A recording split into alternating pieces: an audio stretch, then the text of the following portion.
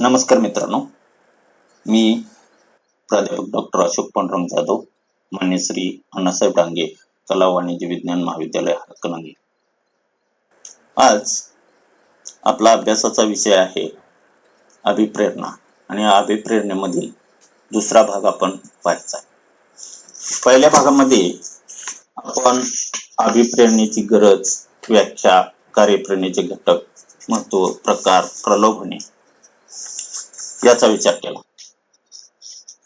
आता दुसऱ्या भागामध्ये आपणाला अभिप्रेरणेचे सिद्धांत पाहायचे. कर्मचाऱ्यांनी अधिकाधिक काम करावं किंवा मन लावून काम करावं यासाठी अभिप्रेरणा देणं गरजेचं असतं. आणि ही अभिप्रेरणा कशी देता येईल हे या सिद्धांतामधून स्पष्ट झालेलं आहे. कर्मचारी काम का करतात किंवा काम का टाळतात या प्रश्नांची उत्तरे ही कर्मचाऱ्यांच्या मानसिक स्थितीवर अवलंबून असतात.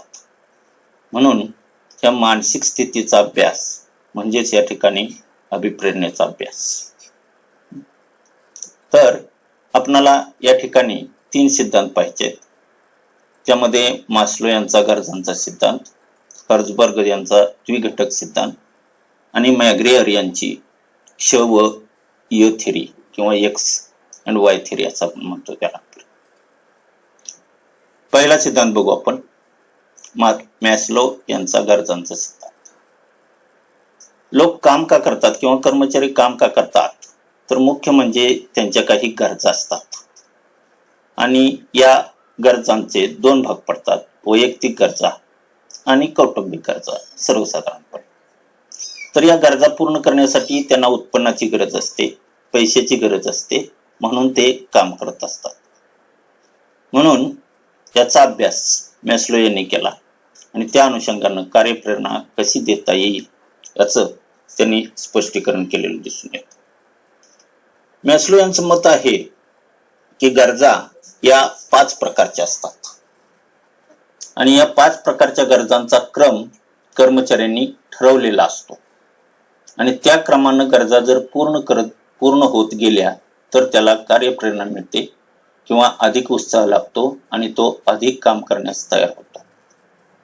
म्हणून त्यांचं मत असं आहे की व्यवस्थापकांनी या गरजांचा विचार करून कार्यप्रेरणेची साधने वापरली पाहिजेत आणि त्या अनुषंगानं कार्यप्रेरणा देणं गरजेचं आहे. आता हे 5 प्रकारच्या गरजा कोणत्या, तर त्यांनी या गरजांना गरजांची शिडी असं म्हणलेलं आहे आणि त्या टप्प्याटप्प्याने या ठिकाणी निर्माण होत असतात. यामधील पहिल्या गरजा आहेत त्या शारीरिक गरजा. प्रथमतः मनुष्य या मूलभूत गरजांचा विचार करतो, त्याला आपण शारीरिक गरजा असं म्हणतो. मूलभूत गरजामध्ये सुरुवातीला अन्न, वस्त्र, निवारा याचाच फक्त समावेश होता. आता मात्र मूलभूत गरजा या वाढलेल्या आहेत आणि यामध्ये अन्न, वस्त्र, निवारा, शिक्षण व आरोग्य या गरजांचा समावेश झालेला आहे. आणि प्रथम या गरजा पूर्ण होणं गरजेचं असतं आणि कर्मचाऱ्याला वाटतं की किमान वेतन त्यांचं हे या गरजा भागण्या इतपत या ठिकाणी असणं गरजेचं आहे. दुसऱ्या प्रकारच्या गरजा आहेत त्या म्हणजे सुरक्षाविषयक गरजा. शारीरिक गरजा पूर्ण झाल्यानंतर कर्मचारी सुरक्षाविषयक गरजांच्याकडे वळतो. यामध्ये वैयक्तिक सुरक्षा, भौतिक सुरक्षा, रोजगार सुरक्षा इत्यादींचा समावेश होत असतो. मानवी जीवनामध्ये अनेक धोके असतात. अपघात असेल किंवा या ठिकाणी आग लागणे असेल, भौतिक सामग्रीला आग लागणे असेल किंवा रोजगार जाणे असेल, नोकरी सुटणे असेल, असे धोके असतात. या धोक्यापासून त्याला संरक्षण मिळावं असं या ठिकाणी त्याची अपेक्षा असते. याला आपण सुरक्षाविषयक गरजा असं मॅस्लो यांनी म्हटलेलं आहे. दुसऱ्या टप्प्यामध्ये त्या गरजा पूर्ण व्हाव्यात अशी त्यांची अपेक्षा असते. त्यानंतर सामाजिक गरजा निर्माण होतात. सामाजिक गरजामध्ये त्यांनी मैत्री, प्रेम, जिव्हाळा, सुसंवाद इत्यादीचा या ठिकाणी समावेश केलेला आहे. या गरजा पूर्ण झाल्यानंतर त्याच्या समाधानात भर पडते किंवा तो आनंदी राहतो किंवा उत्साह राहतो असं या ठिकाणी मॅस्लो यांचं मत आहे. म्हणून यामध्ये मैत्री, प्रेम, जिव्हाळा ह्या ज्या गरजा आहेत त्या भागवणे इतपत त्यांना या ठिकाणी प्रयत्न करणं गरजेचं असतं, किंवा सुसंवाद, अर्थात आपल्या संस्थेच्या दृष्टिकोनातून सुसंवाद महत्वाचा असतो, की व्यवस्थापक आणि कर्मचारी यामध्ये कसा सुसंवाद आहे यावरती या ठिकाणी त्यांचं समाधान अवलंबून असतं, त्यामध्ये त्यांना कार्यप्रेरणा मिळत असते. चौथ्या गरजा ज्या आहेत त्या प्रतिष्ठेच्या गरजा. या 3 प्रकारच्या गरजा पूर्ण झाल्यानंतर त्यांना प्रतिष्ठेच्या गरजा पूर्ण व्हाव्यात अशी अपेक्षा असते. त्यामध्ये नावलौकिक, यश, अधिकारपद, स्वातंत्र्य, समाज मान्यता इत्यादींचा समावेश होतो. म्हणजे कर्मचाऱ्यांना नावलौकिक मिळावा, किंवा त्यांना कामामध्ये यश मिळावं, किंवा त्यांना बढती मिळावी, किंवा अधिकारपद मिळावं, त्यानंतर त्यांना काही अधिकार स्वतंत्र मिळावेत, किंवा संस्थेमध्ये या ठिकाणी स्वतंत्र निर्णय घेण्याचे अधिकार असावेत, समाज मान्यता मिळावी, समाजामध्ये या ठिकाणी विशिष्ट स्थान मिळावं अशी त्यांची अपेक्षा असते. या प्रतिष्ठेच्या गरजा या ठिकाणी स्पष्ट केलेल्या आहेत. तर या टप्प्यामध्ये प्रतिष्ठेच्या गरजा पूर्ण होणं गरजेचं असतं. आणि शेवटच्या गरजा म्हणजे व्यक्ती विकासाच्या गरजा.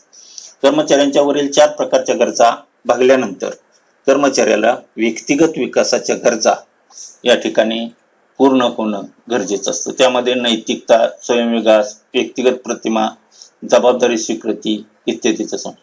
अर्थात या 4 प्रकारच्या गरजा पूर्ण झाल्यानंतर साहजिकच त्याला स्वयंप्रेरणा लाभते आणि तो उत्साहाने काम करण्यास तयार होतो.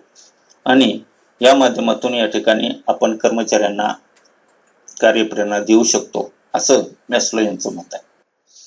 तर त्यांनी या ठिकाणी असं स्पष्ट केलेलं आहे की यामधील अधिकाधिक गरजा जर संस्थेनं पूर्ण केल्या तर कर्मचाऱ्यांना कार्यप्रेरणा मिळेल आणि कर्मचारी अधिक उत्साहाने काम करतील. त्या माध्यमातून या ठिकाणी कार्यक्षमता वाढेल आणि संस्थेला या ठिकाणी त्याचा फायदा होईल. म्हणून व्यवस्थापकांनी यामधील कर्मचाऱ्यांच्या अधिकाधिक गरजा पूर्ण कशा होतील याचा विचार करणं गरजेचं आहे असं हा सिद्धांत स्पष्ट करतो.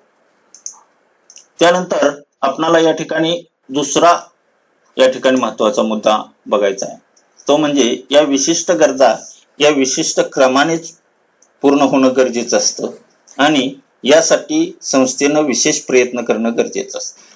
त्यानंतर दुसरा सिद्धांत आहे तो म्हणजे हर्जबर्ग यांचा द्विघटक सिद्धांत.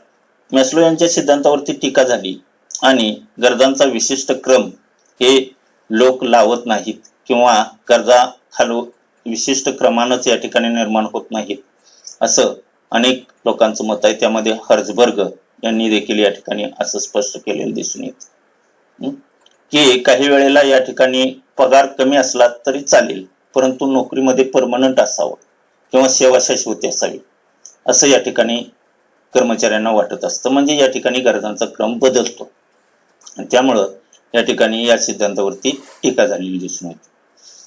हर्जबर्ग यांनी यामध्ये मग दुसरा सिद्धांत मांडला.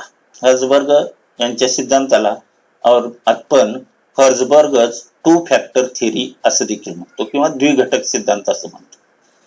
हर्जबर्ग यांचं मत असं आहे की गरजावरती कर्मचाऱ्यांची कार्यप्रेरणा अवलंबून असत नाही. कर्मचाऱ्यांची कार्यप्रेरणा या ठिकाणी दोन प्रकारच्या घटकावरती अवलंबून असते आणि हे 2 प्रकारचे घटक त्यांनी सिद्धांतामध्ये स्पष्ट केले.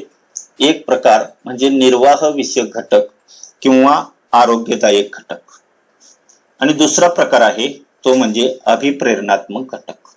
आता हे विस्ताराने आपण पाहू. निर्वाह विषयक घटक किंवा आरोग्यदायक घटक म्हणजे असे घटक की जे उपलब्ध झाले तर कर्मचाऱ्याच्या समाधानात भर पडते. जे उपलब्ध झाले नाहीत तर कर्मचारी असमाधानी होतात, परंतु त्यांच्या कार्यप्रेरणेवरती परिणाम होत नाही, ते काम करत राहतात. पण दुसऱ्या प्रकारचे जे घटक आहेत ना, या घटकामध्ये अभिप्रेरणात्मक घटक असं म्हटलेलं आहे आणि हे घटक जर उपलब्ध झाले नाहीत तर कर्मचारी असमाधानी होतातच आणि त्याचबरोबर त्यांच्या कार्यप्रेरणेवरती देखील त्याचा परिणाम होतो आणि साहजिकच त्यामुळे कार्यक्षमता घटते आणि म्हणून अभिप्रेरणात्मक घटकांचा व्यवस्थापकांनी अधिक विचार करावा असं त्यांनी म्हटलेलं आहे. आता निर्वाह विषयक घटक यामध्ये त्यांनी संस्थेची धोरणे, त्याचबरोबर कार्य परिस्थिती, व्यक्ती व्यक्तीतील संबंध अशा घटकांचा समावेश केलेला आहे. तर यामधून या ठिकाणी हे जे घटक आहेत ते उपलब्ध झाले तर कर्मचारी समाधानी राहतात, परंतु कार्यप्रेरणेवरती परिणाम म्हणजे कर्मचाऱ्यांच्या आपापसात कसे संबंध आहेत यावरती कार्यप्रेरणा अवलंबून असते, किंवा संस्थेची धोरणे काय आहेत यावरती कार्यप्रेरणा अवलंबून असते. कार्यप्रेरणा अभिप्रेरणात्मक घटकावरतीच अवलंबून असते. आणि हे अभिप्रेरणात्मक घटक कोणते आहेत तर ते त्यांनी असे सांगितलेले आहेत: कर्मचाऱ्यांना मिळणारे यश, त्याबरोबर त्यांच्याकडे सोपवलेले कार्य, त्यांना बढतीची दिलेली संधी, त्याचबरोबर त्यांच्याकडे सोपवलेली जबाबदारी, त्यांच्या कर्तव्यास मान्यता, असे घटक या ठिकाणी त्यांनी स्पष्ट केले. ते म्हणजे बढतीची संधी जर अधिक असेल तर कार्यप्रेरणा लाभते किंवा कर्मचारी अधिक काम करण्यास तयार होतात, किंवा सोपवलेले कार्य जर हे सहज सुलभ असेल तर साहजिकच कर्मचाऱ्यांना ते कार्य अधिक उत्साहानं काम करण्यास या ठिकाणी प्रेरणा मिळते, किंवा त्यांच्याकडे संस्थेनं विशिष्ट जबाबदारी सोपवलेली असेल तर ही जबाबदारी पूर्ण करण्याचा ते प्रयत्न करतात, म्हणजेच कार्यप्रेरणा या ठिकाणी लागते. म्हणजेच त्यांनी असं म्हटलेलं आहे की व्यवस्थापकांनी कार्यप्रेरणा देत असताना या दोन घटकांचा विचार करावा आणि यामधील अभिप्रेरणात्मक घटक अधिकाधिक कसे उपलब्ध होतील यासाठी प्रयत्न केले तर कर्मचाऱ्यांच्या कार्यप्रेरणेत वाढ होते, असं त्यांनी स्पष्ट केलेलं आहे. आणि ते घटक वाढवावेत असं त्यांनी या ठिकाणी मांडलेलं आहे. त्यानंतर आपल्याला तिसरा महत्वाचा सिद्धांत बघायचा आहे, मॅग्रेअर यांचे सिद्धांत. हे दोन प्रकारचे सिद्धांत आहेत. त्यामध्ये त्यांनी क्ष सिद्धांत आणि य सिद्धांत असे दोन सिद्धांत मांडलेले आहेत. यामध्ये कर्मचाऱ्याच्या मानसिक स्थितीचा अभ्यास केलेला आहे किंवा व्यक्तीच्या मानसिक स्थितीचा अभ्यास केलेला आहे. यालाच आपण ग्रहिते असं म्हणणार आहोत. आणि हे ग्रहित्यांचा विचार करून व्यवस्थापकांनी कार्यप्रेरणा देण्याचा प्रयत्न केला तर साहजिकच कर्मचारी कार्यप्रवण होतील, असं या ठिकाणी मॅग्रेअर यांनी स्पष्ट केलेलं आहे. आता विस्ताराने पाहू आपण. त्यांच्या परंपरागत सिद्धांत किंवा क्ष सिद्धांत असे सांगतो. त्यांनी वेगवेगळे गृहीते त्यामध्ये म्हणलेले आहेत. काम करण्याच्या इच्छेचा अभाव असतो. मूळतः कर्मचाऱ्याला किंवा कोणत्याही व्यक्तीला काम करणं आवडत नाही. दुसरं गृहीत त्यांनी धरलेलं आहे, भीतीमुळे कामाची कृती. कर्मचारी काम का करतात तर दंड होईल म्हणून करत असतात, पगार मिळणार नाही म्हणून करत असतात, भीतीमुळे करत असतात. जबाबदारी टाळण्याची वृत्ती. कर्मचारी जबाबदारी टाळण्याचा प्रयत्न का करत असतात तर जबाबदारी पूर्ण झाली नाही तर शिक्षा होईल या भीतीने जबाबदारी टाळत असतात. चौथं गृहीत आहे इतरांकडून मार्गदर्शन. कर्मचाऱ्यांना इतरांकडून मार्गदर्शन व्हावं, व्यवस्थापकाकडून मार्गदर्शन व्हावं अशी त्यांची अपेक्षा असते. पाचवं गृहीत आहे सुरक्षिततेची अपेक्षा. कर्मचाऱ्यांना आपल्या रोजगाराची सुरक्षितता आवश्यक असते, म्हणजे परमनंट होणं किंवा सेवा शिष्यवृत्ती मिळणं गरजेचं असतं. सहावं गृहीत आहे पैसा काम करण्यास प्रवृत्त होतो. त्याने असं म्हणलेलं आहे मॅग्रेअर यांनी की कर्मचारी केवळ पैशासाठी काम करत असतात. काम केल्यानंतर पैसा मिळतो म्हणून काम करतात, म्हणजे अधिक काम केलं तर अधिक पैसा मिळावा अशी साहजिकच त्यांची अपेक्षा असते. त्यानंतर सातवं गृहीत आहे उत्पादनाचा घटक. उत्पादनाच्या घटकामध्ये त्यांनी असं स्पष्ट केलेलं आहे की उत्पादनाचे विविध घटक आहेत, याचा देखील या ठिकाणी त्यांच्या कार्यप्रेरणेवरती परिणाम होतो. त्यानंतर त्यांनी ब सिद्धांत म्हटला, त्याला आधुनिक सिद्धांत किंवा य सिद्धांत असं म्हणतो आपण. या सिद्धांताची देखील त्यांनी काही गृहीते धरली. त्यामध्ये त्यांनी पहिलं गृहीत दिलेलं आहे आत्मविकासाची प्रेरणा. कर्मचाऱ्यांना जर चांगलं काम दिलं त्यांनी आणि तुम्ही विकासाची संधी दिली तर कर्मचारी अधिकाधिक काम करण्यास प्रोत्साहित होतात, असं दुसऱ्या सिद्धांतात य सिद्धांत गृहीत धरतो. योग्य परिस्थितीत जबाबदारीचा स्वीकार. कर्मचारी आपण बघितलं श सिद्धांतामध्ये कर्मचारी जबाबदारी स्वीकारत नाहीत, शक्यतो नाकारतात किंवा टाळतात. का बरं? कारण जबाबदारी पूर्ण झाली नाही तर शिक्षा होईल अशी त्यांची भीती असते. परंतु य सिद्धांत बघा असं काय स्पष्ट करतोय. हा सिद्धांत असं स्पष्ट करतोय की जर कर्मचाऱ्यांना योग्य परिस्थिती उपलब्ध करून दिली, म्हणजे जबाबदारी स्वीकारण्यास या ठिकाणी त्यांना प्रोत्साहन दिलं किंवा त्यांना विश्वासात घेतलं तर साहजिकच ते जबाबदारी स्वीकारतात, असं य सिद्धांत. मान्यता. तिसरं गृहीत त्यांनी असं दिलेलं आहे की कर्मचाऱ्यांच्या कामाला तुम्ही मान्यता दिली, त्यांच्या सूचनांचा स्वीकार केला, कर्मचाऱ्याने अधिक चांगलं काम केलं तर कर्मचाऱ्यांना प्रोत्साहन, या ठिकाणी तुम्ही पारितोषिक दिली, बक्षिस दिली, म्हणजे कामांना त्यांच्या मान्यता दिली तर कर्मचारी प्रोत्साहित होतात. चौथं गृहीत धरलेलं आहे असुरक्षिततेतून जबाबदारी टाळण्याची वृत्ती. असं म्हणलेलं आहे पहिल्या सिद्धांतामध्ये कर्मचाऱ्यांना परमनंट होणं गरजेचं असतं, म्हणजे असुरक्षित समजतात कर्मचारी. तर ही असुरक्षिततेची जर या ठिकाणी भावना कमी केली तर साहजिकच या ठिकाणी कर्मचारी कार्यप्रवण होतात. आर्थिक लाभातून कार्य मिळते असं नाही. शेअर सिद्धांतात आपण असं पाहिलं बघा की कर्मचारी केवळ पैशासाठी काम करतात, पैशासाठी काम करतात हे एक या ठिकाणी बरोबर आहे. पण दुसरा महत्वाचा मुद्दा असा आहे की मानसिक समाधान देखील त्यामधून त्यांना मिळत असतं आणि त्यामुळे ते काम करत असतात. म्हणजे मॅग्रेयर असं म्हणतात की केवळ आर्थिक लाभामधून कार्य प्रेरणा मिळते असं नाही, इतर अनेक घटक असे आहेत की ज्यामधून या ठिकाणी कार्यप्रेरणा मिळत असते. उदाहरणार्थ आपण बघितलेलं होतं बघा की व्यवस्थापनामध्ये सहभाग, कर्मचाऱ्यांच्या सूचनांचा विचार, कर्मचाऱ्यांना दिलेली वागणूक, हे घटक जितके कार्यप्रेरणेला तितके जबाबदार असतात. म्हणजे केवळ वेतन किंवा पगार ह्या गोष्टी महत्वाच्या नाहीत, संस्थेचं धोरण देखील कर्मचाऱ्यांच्या बाबतीत म्हणतो मी तितकंच महत्वाचं असतं असं या ठिकाणी त्यांनी सांगितलेलं आहे.